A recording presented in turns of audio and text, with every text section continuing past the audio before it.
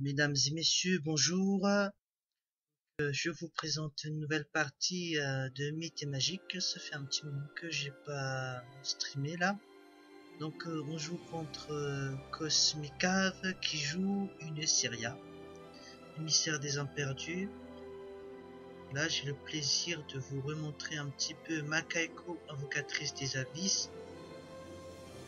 J'avais déjà fait une vidéo avec ce héros qui se jouait en fortune. Récemment je me suis dit allez pourquoi pas, on va tenter un deck haut. C'est un deck assez particulier, encore plus que l'on pourrait croire hein. J'ai rajouté quelques modifications avec, donc on retrouve les cartes que j'ai mis, semaine des élémentaires pour jouer, voilà, élémentaire d'eau inférieur, donc il faut que ce soit un esprit et il faut que il appartienne à la faction neutre. Du coup, on peut bénéficier de cet événement hein, qui diminue le coût de déploiement. Donc voilà, l'intérêt c'est qu'au tour 3, on peut poser 2 créatures. Donc en face, on joue des très bonnes cartes. Tour du jardinier, qui tue directement l'esprit de la coupe argentée, qui est une créature assez efficace. Hein. Donc c'est un bon coup pour mon adversaire.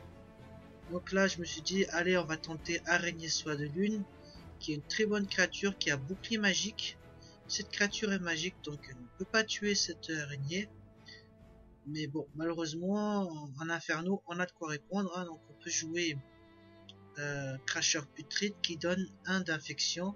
Évidemment, cette créature ne résiste pas au poison. Hein, donc c'est bien joué.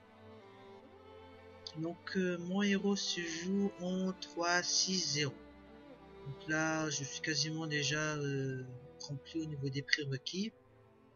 Je joue évidemment la formidable Mizukami. Hein.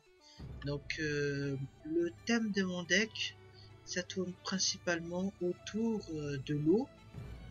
Donc qu'est-ce qui permet aussi encore de définir ce deck, c'est que généralement je joue des esprits. Hein. La plupart des cartes là, ce sont des esprits qui appartiennent à la faction de l'eau. Donc celui-là il a un poison là à cause de ce dernier.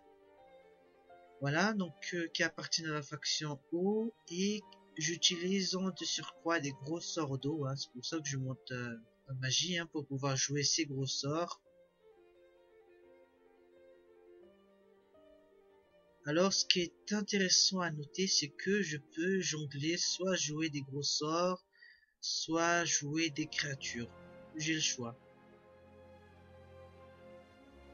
Il y a un bâtiment qui n'est pas sorti là, et qui va être intéressant à jouer. J'en parlerai quand ce bâtiment viendra, mais c'est ce qui permet vraiment de faire le lien entre les gros sorts et les créatures, puisque ce bâtiment va me protéger.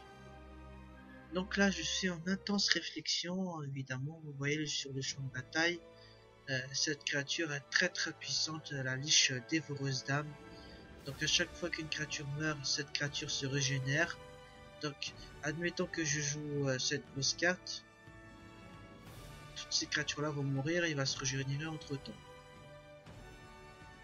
Pour moi, c'était utile d'utiliser mon sort Geyser qui inflige 3 points de dégâts.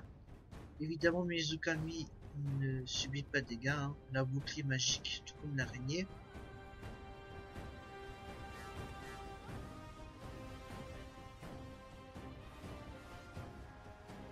Je suis plutôt parti dans l'optique de jouer des créatures. Pour l'instant, je ne joue pas les gros sorts.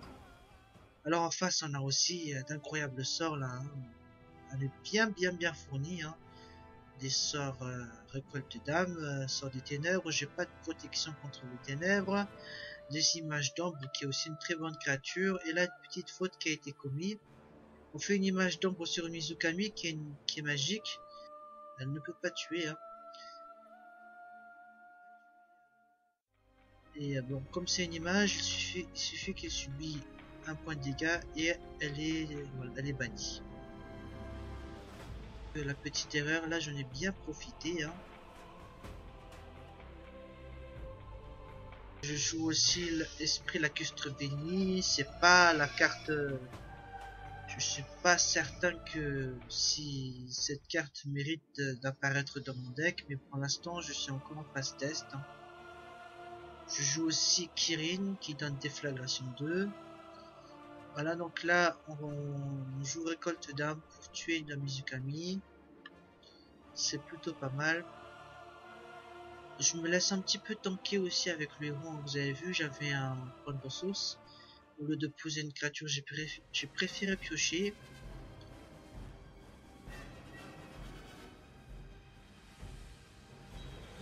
Voilà, des bonnes créatures, des bonnes statistiques ont été jouées. Érudit éternel.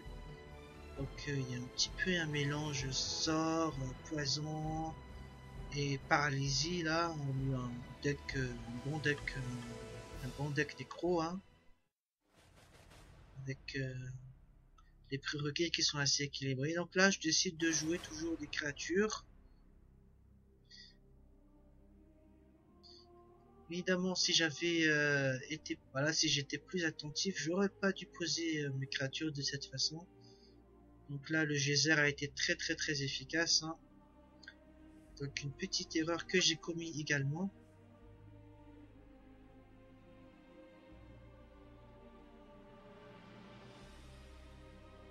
Alors je suis assez déçu, hein, parce que bon, j'ai 59 cartes, j'ai pas de cartes pour piocher. En revanche, bah, j'espère toujours piocher les bâtiments dont je vous parlais.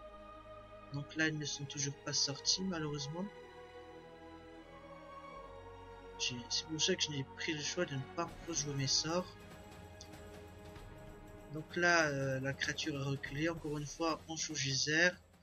Donc encore une fois, j'aurais dû peut-être dispatcher un peu plus mes créatures. Parce que c'est un sort qui inflige des dégâts de zone pour des créatures qui sont à proximité, hein. Voilà, donc c'est très efficace pour l'instant. Ces événements-là, j'en ai 4 dans le deck, hein. Ah, voilà, j'ai pioché cette carte. Alors, voilà, c'est la fameuse carte flèche élémentaire.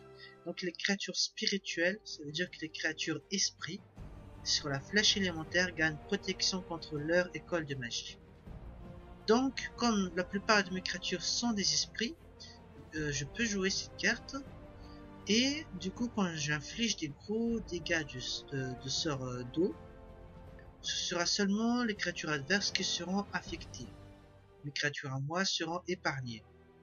Évidemment, ça protège une créature à la fois. C'est pour ça que j'agrémente mon deck avec ces Mizukami, qui sont autonomes, hein, avec leurs propres capacités.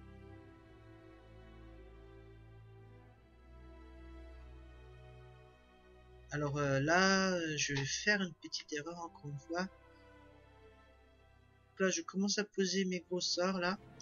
Donc c'est comme immolation mais en eau. Et en plus, il faut le cibler sur une créature.